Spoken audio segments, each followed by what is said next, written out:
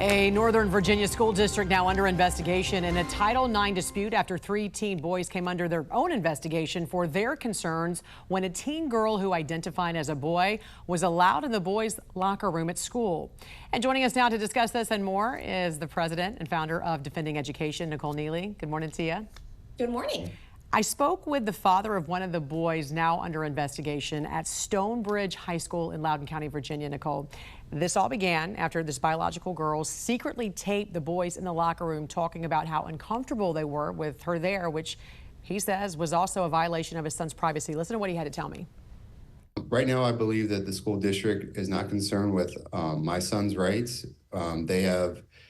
I sent a letter out to the administration and the school board about the videotaping, and they said it wasn't an invasion of his privacy because he wasn't in a compromised situation.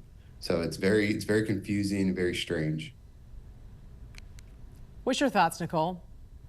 It's a very messy situation. I mean, I think some interviews with some of the other parents have implied that they don't, in their mind, this is not an LGBTQ issue, that this is actually just, I mean, the fact that there is retaliation taking place, that it would be wrong for anybody of any sex to record somebody in a locker room, period. And so there are those concerns, but then to open an investigation into the boys for complaining is something obviously that raises major concerns. And so fortunately, Governor Youngkin and Attorney General Miyares have stepped in and they are investigating this as well, but it is very messy and it is not going to be over quickly. Isn't the school itself, though, violating Title IX by allowing a biological girl in the boys' locker room?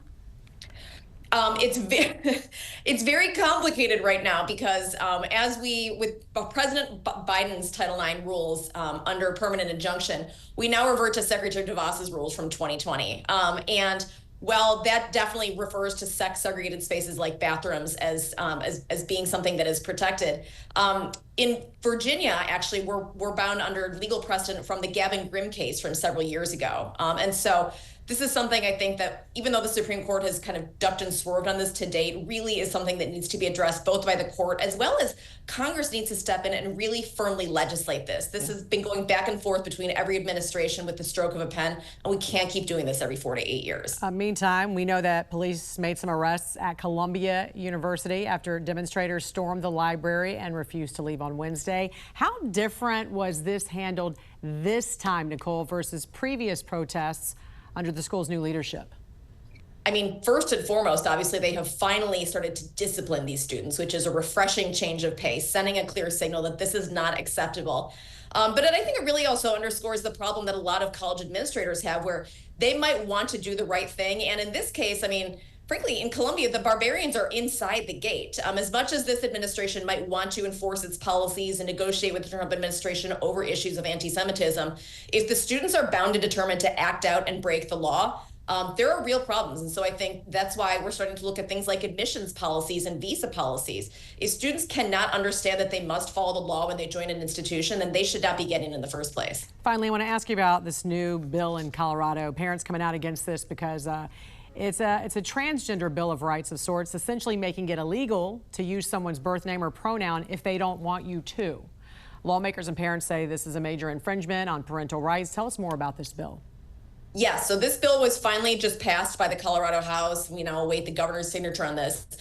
Some major provisions of this include that it classifies what's called dead naming or misgendering as discriminatory under the state's anti-discrimination law. And so people are very worried that if you fail to use somebody's preferred name, that you will be subject to major penalties for that.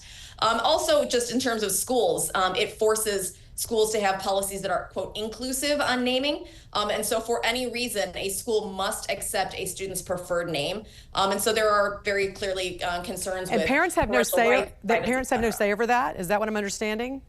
Correct. President and founder of Defending Education, Nicole Neely, we appreciate you joining us this morning. Again, have a great weekend. You too. Thanks. Thank you.